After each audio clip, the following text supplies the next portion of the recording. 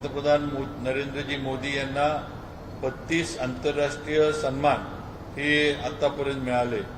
Morning consult सर्वेक्षणात 75% पसंती मिळवून ते जगातील सर्वात लोकप्रिय नेते बनले आहेत। त्याचबरोबर महाराष्ट्राच्या बाबतीमध्ये जर आपण बघितलं तर महाराष्ट्र हे देशाचे आर्थिक इंजिन आहे। देशाच्या एकूण जीडीपीमध्ये सर्वाधिक वाटा उचलणारे, सर्वाधिक कर रूपाने महसूल देणारे हे राज्य आपलं महाराष्ट्र आहे। 2014 ते 2026 या 12 वर्षाच्या कालखंडात देशात आणि राज्यात अनेक राजकीय स्थित्यंतरं झाली।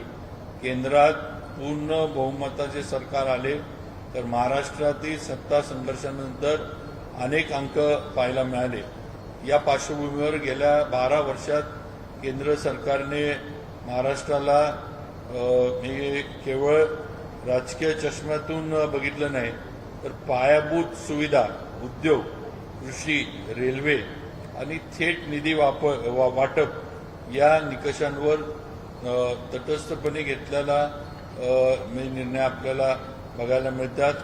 गेल्या 12 वर्षात केंद्र सरकारने महाराष्ट्राला दिलेले सर्वात मोठे आणि दृश्य असे योगदान कोणते आपण बघा की पायाभूत सुविधांमध्ये केंद्रीय रस्ते वाहतूक मंत्रालयाच्या माध्यमातून आज समृद्धी महामार्ग आणि मुंबई ते नागपूर हा राष्ट्रीय महामार्ग झाला। दिल्ली मुंबई एक्सप्रेसवेचं महाराष्ट्रातला भाग, तसेच विविध जिल्ह्यांना जोडणारे राष्ट्रीय महामार्गांचं चौपदरीकरण असेल। त्याचबरोबर त्या सगळ्या याच्यामध्ये हे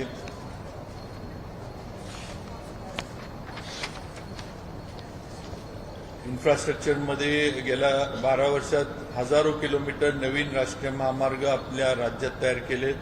मेट्रो प्रकल्पांचे जाळे मुंबई, पुणे, नागपूर आणि नवी मुंबई या शहरांमध्ये मेट्रो प्रकल्पांचे जाळे निर्माण झाले आहे।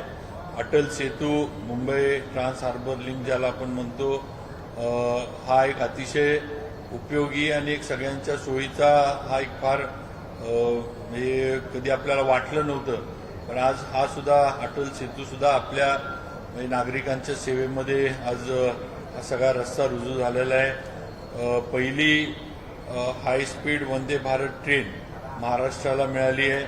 मुंबई, शिर्डी, सोलापूर, मडगाव, गोवा, अहमदाबाद आणि नागपूर ते बिलासपूर अशा अनेक वंदे भारत ट्रेन महाराष्ट्रातून आता धावत आहेत। त्याचबरोबर रेल्वे बजेटमध्ये सुद्धा गेल्या आर्थिक वर्षात महाराष्ट्राला रेल्वे प्रकल्पांसाठी 15,000 कोटींपेक्षा जास्त निधीची तरतूद ही सातत्यानं करण्यात आली आहे। यामध्ये मुंबई उपनगरीय रेल्वे याचं आधुनिकीकरण, ठाणे, दिवा 5व्या आणि 6व्या मार्गिकेचं लोकार्पण आणि छत्रपती शिवाजी महाराज टर्मिनस व इतर महत्त्वाच्या स्थानकांचा पुनर्विकास अमृत भारत स्टेशन स्कीममध्ये। त्याचबरोबर अहमदनगर, बीड, अहमदनगर म्हणजे ज्याला आपण आता आपलं अहिल्यानगर ज्याला हे करतो, अहिल्यानगर, बीड, परळी आणि वर्धा, नांदेड या रेल्वे मार्गाच्या कामाला केंद्रानं गती दिली आहे। त्याचबरोबर उद्योगामध्ये सुद्धा आज दिल्ली मुंबई कॉरिडॉर, DMIC ज्याला आपण हे करतो इंडस्ट्रियल कॉरिडॉर, छत्रपती संभाजीनगर जवळील ऑरिक या सर्वात यशस्वी स्मार्ट औद्योगिक शहरांपैकी एक म्हणून विकसित झालंय। येथे अब्जावधी रुपयांची गुंतवणूक महाराष्ट्रामध्ये ऑरिकच्या माध्यमातून आज आलेली आहे। दिघी पोर्टचं औद्योगिक क्षेत्राचा विकास ही या संकल्पनेतून होत आहे। सगळ्यात मोठं वाढवण बंदर पालघर जिल्ह्यामध्ये वाढवण येथे उभारण्यात येणारं बंदर हा केंद्र सरकारचा एक महत्त्वाकांक्षी मेगा प्रकल्प आहे। सुमारे 76,000 कोटी रुपयांच्या या प्रकल्पाला केंद्र सरकारनं अंतिम मंजुरी दिली असून हे बंदर जगातील पहिल्या 10 मोठ्या बंदरांमध्ये स्थान मिळवेल असा अंदाज आहे आणि यामुळं महाराष्ट्रातील किनारपट्टीवर रोजगाराची आणि व्यापाराची मोठी लाट येण्याची शक्यता आहे। आज टेक्स्टाईल पार्क PM मित्राच्या माध्यमातून अमरावती इथे आपल्या राज्यात PM मित्राच्या उभा करण्यात आला, मंजूर करण्यात आला आहे, ज्याच्यामुळं विदर्भातील कापूस उत्पादकांना आणि वस्त्रोद्योगाला मोठा दिलासा मिळेल. आज कृषी सिंचन आणि दुष्काळ निवारणात सुद्धा महाराष्ट्र हा सातत्यानं दुष्काळी आणि अवकाळी पावसाचा सामना करणारा प्रदेश आहे. या पार्श्वभूमीवर केंद्र सरकारनं कृषी आणि सिंचन क्षेत्राला पण भरपूर सहकार्य केले. पंतप्रधान कृषी सिंचन योजना PMKSY महाराष्ट्रातील तब्बल 26 मोठ्या आणि मध्यम सिंचन प्रकल्पांचा समावेश या योजनेत करण्यात आला आहे. आज पंतप्रधान किसान सन्मान निधी मगाशी पण मी सांगितलं की या योजनेच्या माध्यमातून महाराष्ट्रातील सुमारे 85 लाख ते 1 कोटी शेतकऱ्यांच्या खात्यात थेट प्रतिवर्ष 6,000 रुपये जमा होत आहेत. राज्य सरकारने यात स्वतःची भर घातली असली तरी केंद्राचा हा पायाभूत आधार ग्रामीण व्यवसायाला बळ देणं ठरला आहे. त्याचबरोबर पीक विमा आणि आपत्ती व्यवस्थापनमध्ये सुद्धा NDRF मधून केंद्र सरकारनं महाराष्ट्राला वेळोवेळी मदत दिली आहे. नागरी विकास, आरोग्य, सामाजिक कल्याणमध्ये सुद्धा आपण बघा, स्मार्ट सिटी मिशन असेल, आरोग्य क्षेत्र, आयुष्यमान भारत, एम्स असेल, PMAY, हे शहरी आणि ग्रामीण भागातील लाखो गरिबांना हक्काच्या घराची योजना असेल, अशा अनेक योजना या महाराष्ट्राला आपल्या केलेत. असं गेल्या 12 वर्षाचं सर्व क्षेत्रात हे असं कुठलं एकही क्षेत्र या देशातलं नाही आहे ज्याच्यामध्ये पंतप्रधान मोदीजींच्या निर्णयानं बदल झालेला नाही, क्रांती झालेली नाही. आणि सगळ्यात महत्त्वाचं म्हणजे भारताची ओळख, एक भारताचं जी ओळख जगात जी आज निर्माण झाली आहे ती नक्कीच फक्त आणि फक्त पंतप्रधान मोदीजींचं नेतृत्व या भारताला पंतप्रधान पद म्हणून त्या याच्यावर मिळालं. म्हणून आज भारताचा दबदबा, भारतीयांना जो जगभरामध्ये मिळणारा आदर आहे, हा सगळा जो आहे हा आपल्या पंतप्रधानांमुळं आहे. त्यांच्या कामामुळं, त्यांच्या सगळ्या वलयामुळं आज हे जगभरामध्ये भारताची जी काय ती आपल्याला बघायला मिळते. असं गेले 12 वर्षाचं काम हे जेवढं थोडक्यात मांडता येईल तेवढं आम्ही मांडले.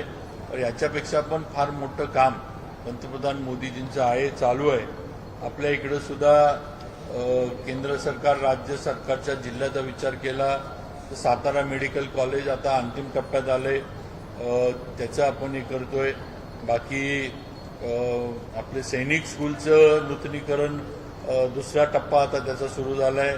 त्याचबरोबर आपल्या इथं बाकीच्या याच्यामध्ये सुद्धा केंद्र सरकार, राज्य सरकारच्या माध्यमातून जिल्ह्यातील सिंचन प्रकल्पांना फार मोठ्या ह्याच्यावर आज आपल्याला हे मिळालं आहे. महामार्गाचं सन्मान्य मोदीजी असतील, सन्मान्य गडकरी साहेब असतील, यांच्या माध्यमातून आपलं महामार्गाचे रुंदीकरण किंवा त्याचे पुढचे जे आहेत त्या गोष्टी पूर्णत्वाला गेल्यात. बरेचसे ओव्हरब्रिजेस, कराडचा आता ब्रिज लवकरच जो आपला नॅशनल हायवेचा आहे तो सुरू होतोय.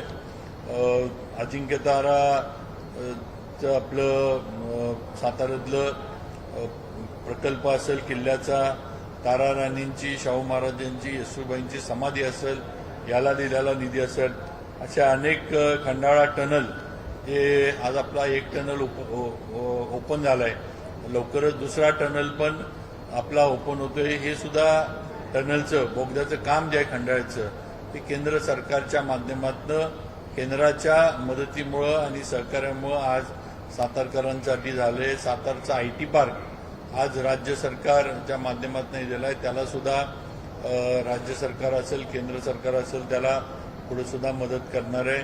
अशा अनेक जिल्ह्यासाठी पण योजना या राबवण्याचं काम हे भारतीय जनता पार्टी, देशाचे आपले पंतप्रधान मोदीजींच्या केंद्र सरकारच्या माध्यमातून आणि राज्याचे आपले आमचे सगळ्यांचे नेते देवेंद्रजी यांच्या नेतृत्वाखाली आज सुरू आहे. मग मी आमच्या सर्वांच्या वतीनं आणि एक भारताचा, सातारचा नागरिक म्हणून पंतप्रधान मोदीजींची कारकीर्द ही अशीच यशस्वी पुढं चालत राहावो आणि त्यांना उदंड आयुष्य मिळो ही आई तुळजाभवानीच्या चरणी सर्वांच्या वतीनं प्रार्थना करतो. माहितीची समन्वय बैठक पार पडली असणार पण या माहितीच्या बैठकीला शिवसेनेचे असतील किंवा राष्ट्रवादीचे हे मित्रपक्ष कोणीही नेते असतील त्यांचे किंवा पदाधिकारी कोणीही इथं आलेले नाही. आता आजची बैठक जी होती ती रवींद्र चव्हाण साहेबांनी ती बैठक केली होती आणि त्यांचं सर्व जे महायुतीचे आमचे घटक पक्ष आहेत, शिवसेना आहे, राष्ट्रवादी आहे, इतर पण आहे, त्यांची सगळ्यांची चर्चा ही चव्हाण साहेबांची वगैरे सगळ्यांची झालेली आहे. महायुतीच्या ह्याच्यामध्ये आम्ही सगळेजण एकत्र आहोत. भाजप असेल, राष्ट्रवादी असेल, शिवसेना असेल किंवा अन्य आमचे घटक पक्ष असेल, आमच्यामध्ये कुठेही काहीही समन्वयामध्ये आणि उद्याच्या येणाऱ्या विधान परिषदेच्या मतदानामध्ये कुठलीही अडचण नाही.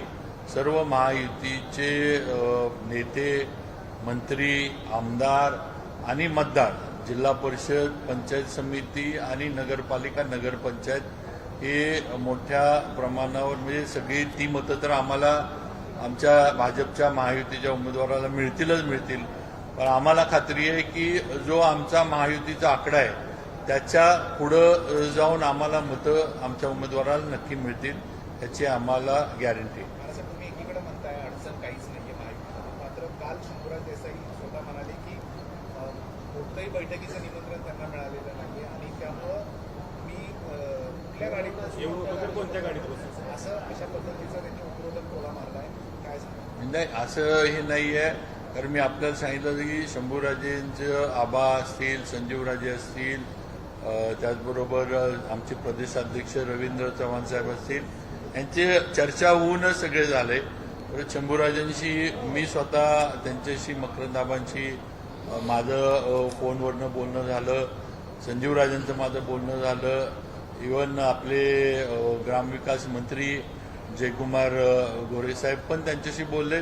तेव्हा आमच्यात समन्वय आहे. आमच्यामध्ये जे काही आहे ती चर्चा म्हणा किंवा जे काही निवडणुकीसाठी जो समन्वय ठेवला पाहिजे तो आमच्यात आहे आणि आम्ही सगळेजण महायुती म्हणून एकत्रच आहोत आणि एकत्रच एक दिलानंच मतदान आहे ते होणार आहे, एवढं मी आपल्याला सांगतो.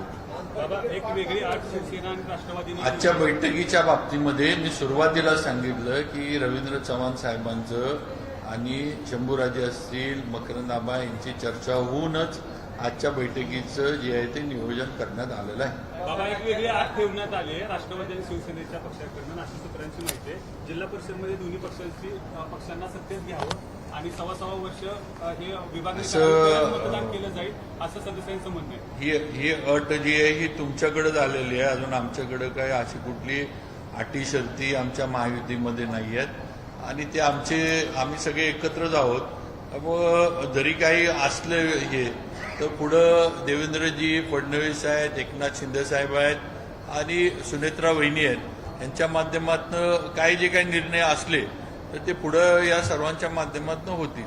स्थानिक स्वराज्य संस्थेच्या निवडणुकीला भाजपनं युती धर्म पाळला नाही, स्वबळाचा नारा देऊन निवडणुकीत लढल्या आणि त्यावेळी त्यांना मित्रपक्षांची आठवण आली नाही आणि आता मतदानासाठी मित्रपक्षांची आठवण येते असं देखील सदस्यांचं म्हणणं आहे. सगळ्या राज्यामध्ये 17 निवडणुका होत 17 ठिकाणी आणि 17 ठिकाणी सगळे महायुती म्हणूनच लढतात. काही बिनविरोध झाल्या, काही ठिकाणी निवडणुका आल्या. म्हणजे याच्यातनंच महायुती भक्कम आहे हे तुम्हाला दिसतंय.